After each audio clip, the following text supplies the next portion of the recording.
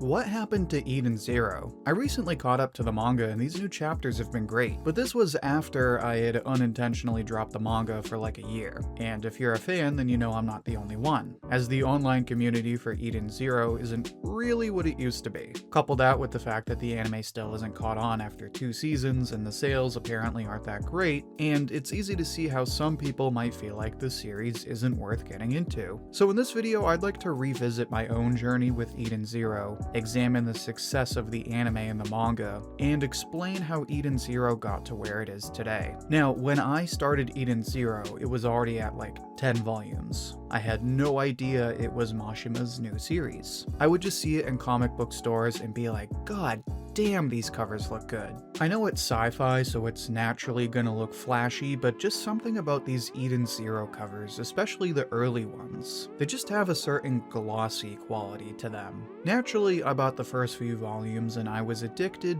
basically right after the first volume. And once I had binged all 3 volumes, I obviously kept reading, but I was like, I wonder how popular this series is. Because again, I didn't even know about it. So I shared some of my thoughts on Twitter and I was met with nothing but positivity. At that point, I was sold. Dope manga, dope community. Well, mostly. I would later come to find that this fanbase had plenty of degeneracy, but that's a conversation for another time. Anyway, the hype was real at this point, so I ended up making a bunch of Eden Zero content. On top of that, I managed to catch up to the manga's new chapters, and I was following along with everyone else every week. At that point, I believe it was during the Aoi War. So now you have a huge war going on in the manga, and right around the same time you have the first season of the anime, which at the time was actually gaining some traction, and for good reason. It has a cool opening and the animation is solid. And in the later episodes, they really gave it the effort it deserved. I mean, I still think that scene when Wise uses Arsenal against the lion guy is one of the best looking scenes in the whole show. So you have to understand, with all of this hype,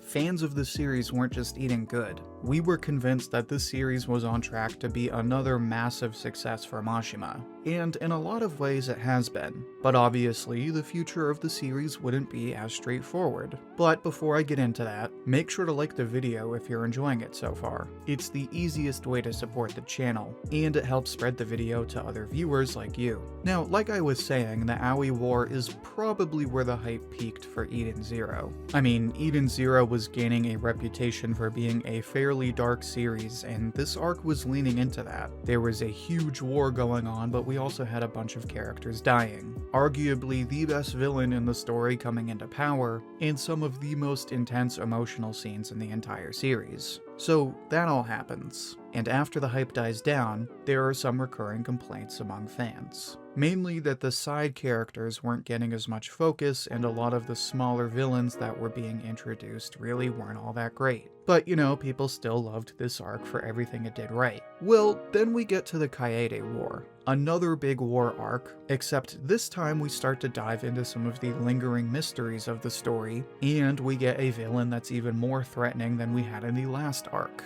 So all the pieces are in place, and we have everything we need to make an even better arc.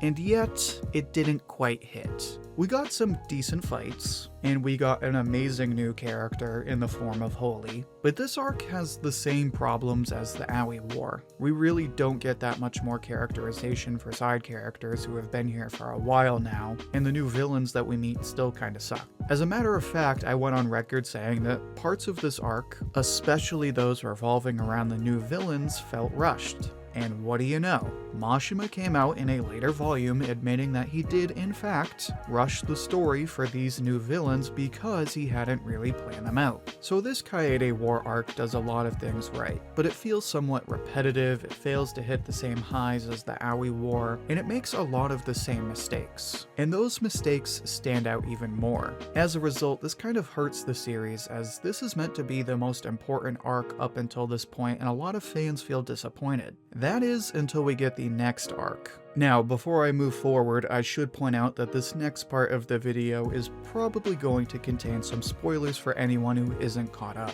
Okay, so after this arc, we get the Universe Zero arc, or the Reunion arc. Basically what happens is everyone travels back in time to an alternate timeline, where they now have to solve all these lingering mysteries and save the multiverse. Effectively, what this means is that we get a whole arc where we're revisiting all the same plot points as before, but now they all have some kind of twist. So some of the characters that died are back in the story, some of the villains that were insanely evil are now allies. And this is pretty fun to read, but there's two problems with this. First of all, it's all kind of repetitive. Granted, I know this thing needed to happen with all the time travel stuff, and I also like a lot of the twists, but this arc kind of drags on after a while, and you reach this point where you're just like, okay, cool, so when are we getting to the good stuff? But like I said, I did like a lot of the twists. So for example, I like that Wise was reunited with his mom. I thought that was a really cool moment. I like that they brought back Valkyrie. That particular part was nothing insane, but it was kinda cool. But this actually kinda gets into my other point. It is worth noting that Mashima has gone on record at least a couple of times claiming that he never intended for Eden Zero to be a dark story. And you can see that this was clearly the case. It has a lot in common with Fairy Tail.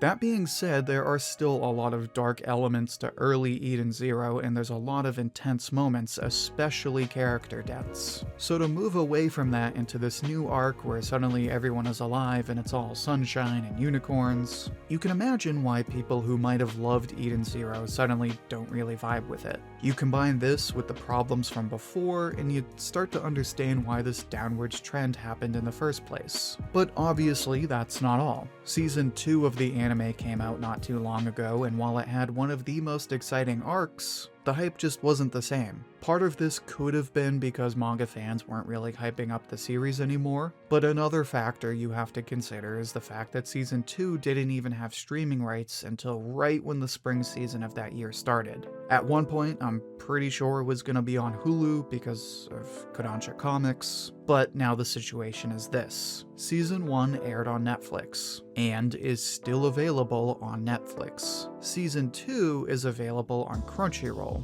If you want to watch Season 1 on Crunchyroll, there's an hour or so recap episode. So on top of the fact that the second season didn't really do as well as it should have, it's still a mess because you basically need 2 streaming services to watch it legally. So you take that, couple it with all the problems that happened in the manga. Oh, and by the way, now the online community is kinda dead. I mean, don't get me wrong, people are still getting together and talking about new chapters, but anyone in the community will tell you that it's just not what it used to be. So you take all that, and it's easy to be like, yeah, Eden Zero just isn't what it used to be. But fortunately, the current arc we're in right now is pretty dope.